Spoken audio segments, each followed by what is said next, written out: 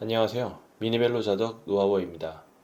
오늘은 제가 최근에 새로 데려온 바이크스 나노 리뷰를 해보려고 합니다.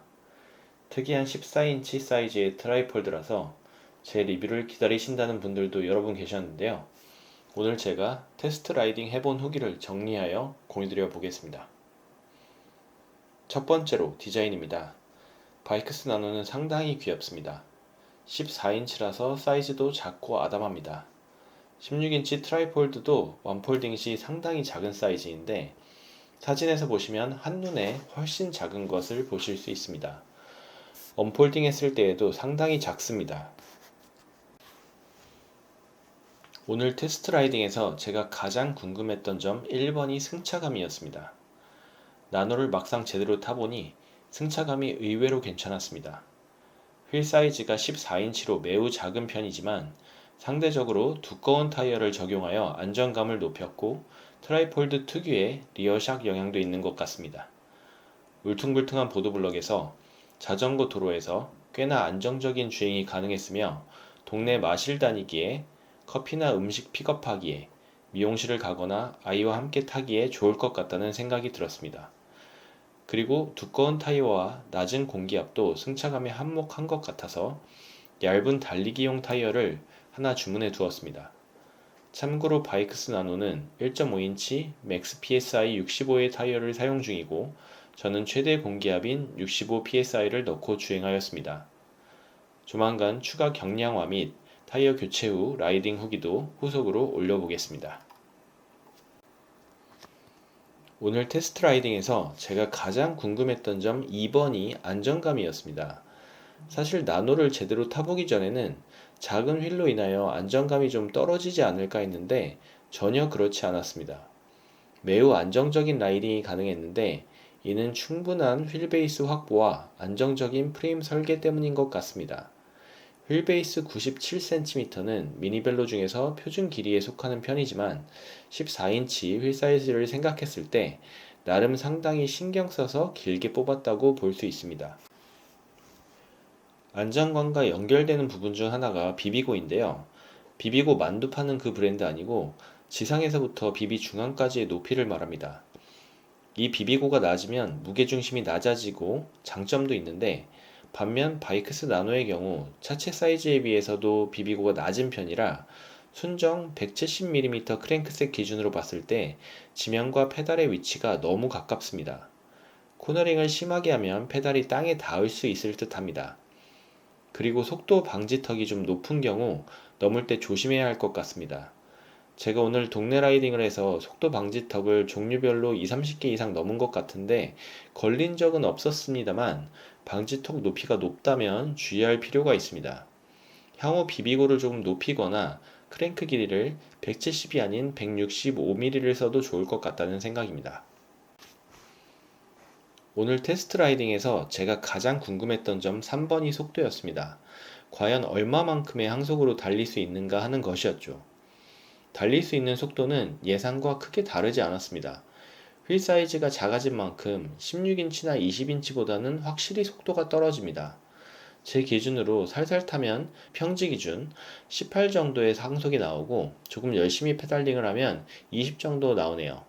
전속력으로 달리면 25 정도 혹은 그보다 조금 낮게 나오지 않을까 싶습니다.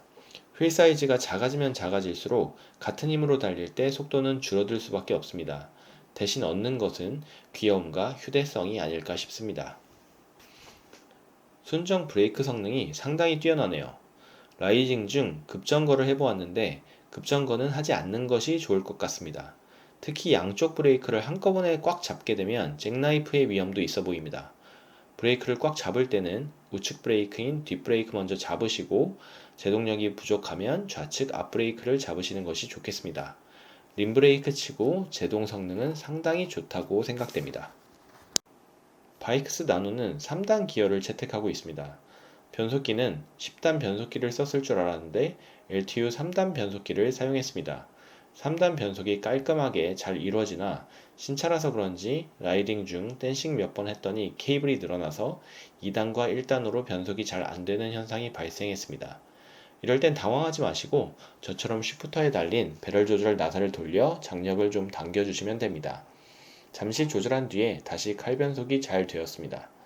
어떤 자전거든 신차를 구매하거나 타던 자전거의 케이블을 새로 교체한 경우 조금 타다 보면 케이블이 늘어날 수 있습니다. 이때엔 장력을 조절해 주시면 문제없이 칼변속을 유지하실 수 있습니다. 오늘 제가 가장 궁금했던 점 네 번째가 바로 어필 능력이었습니다.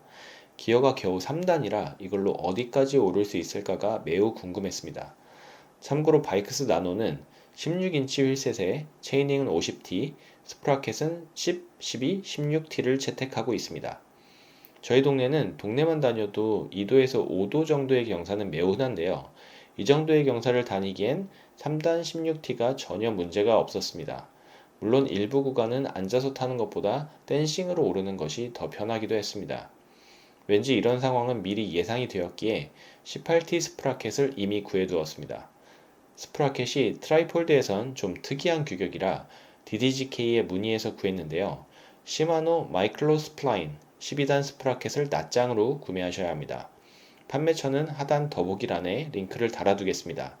참고로 이 업체와 저는 아무런 관련이 없습니다.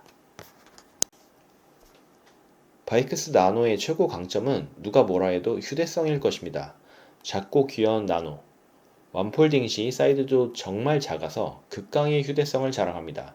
이러한 이유로 14인치 트라이폴드를 타시는 분들이 네이버 트라이폴드 카페에도 여러 분 계십니다. 모두 제 14인치 트폴 선배님들이시죠. 이분들의 특징을 보면 동네 마실용으로 타시거나 아이를 태울 16인치보다 조금 더 작은 트라이폴드를 찾으시거나 혹은 지하철이나 버스로 점프를 많이 하시는 분들이었습니다. 저 역시도 실제로 타보니 크게 다르지 않은 것 같습니다. 저는 회사까지 자출거리가 25km가 넘기 때문에 라이딩을 한다면 16인치나 20인치 미니벨로가 더 편할 것 같고 회사까지 점프를 한다면 특히 붐비는 시간대에 지하철을 타거나 혹은 낮 시간이라도 버스를 탄다면 확실히 부피가 작은 나노가 편리할 것 같습니다. 휴대성과 더불어 체크하지 않을 수 없는 것이 바로 무게입니다. 바이크스 나노의 순정 무게는 10.4kg 정도입니다. 브롬톤 C라인이 옵션에 따라 다르지만 보통 11kg 후반이나 12kg 초반대인 것을 생각하면 나노의 10kg은 가벼운 무게이나 나노의 작은 사이즈를 생각하면 생각보다 무겁다는 생각이 듭니다. 그래서 저는 일단 가져오자마자 리어렉을 떼어 250g 경량화를 했고 순정 400g짜리 접이식 무거운 페달을 180g짜리 티탄 페달로 교체하였습니다. 이로써 별거 안 했지만 이미 420g 경량화를 해서 비록 9.9kg이긴 하나 9kg대로 진입했습니다. 제가 사용한 티탄 페달은 강추템으로 투폴 카페에서도 여러 번 추천드렸고 필요하신 분들을 위해 더보기란에 링크를 걸어두도록 하겠습니다. 추가적으로 경량화를 위한 부품들도 알리에서 주문해서 오고 있는데 도착하면 추가 튜닝하고 가성비 경량화 튜닝기도 올려보도록 하겠습니다. 9kg 초반대 만드는 것은 가성비로 매우 쉬울 것 같고 조금만 더 쓰면 8kg대까지는 어렵지 않을 것 같습니다. 간단한 1시간 정도의 라이딩이었지만 바이크스 나노의 특징을 느끼기엔 충분했습니다. 바이크스 나노는 작고 귀여운 자전거입니다. 레이싱하듯이 달리실 분이라면 나노를 쳐다보실 필요는 없을 수 있습니다. 하지만 일상생활 속 라이딩을 하시고 싶으신 분, 집 근처를 다니면서 편하게 병원, 약국, 카페에 다니실 분, 커피나 음식을 배달시키지 않고 직접 픽업하고 싶으신 분, 가족들과 편안한 공원 라이딩을 하시고 싶으신 분, 편하게 자전거를 들고 여유 있는 자전거 여행을 하고 싶으신 분들이라면 바이크스 나노는 목적에 부합하는 자전거가 될 것입니다. 또한 앞서 설명드린 바와 같이 버스나 지하철을 타고 출퇴근이나 점프 라이딩을 하신 분들께도 부피가 작은 나노는 좋은 선택이 될 것입니다. 다음 편에서는 가볍고 얇은 타이어로 튜닝하고 어필 능력도 좀 더 보완하고 경량화도 좀 더 이른 다음 라이딩을 하고 후속 리뷰를 남겨보도록 하겠습니다. 궁금하신 점이 있다면 혹은 추가로 리뷰했으면 하는 점이 있다면 댓글로 남겨주세요. 최대한 후속 리뷰에 포함시켜 리뷰해보도록 하겠습니다. 유튜브를 1년 쉬고 오랜만에 복귀했는데요. 올해는 꾸준히 한번 해보겠습니다. 여러분들의 구독과 좋아요, 댓글은 영상을 만드는 데 큰 힘이 됩니다. 모두 항상 즐거운 라이딩, 안전 라이딩 하세요. 이상 노하우였습니다. 감사합니다.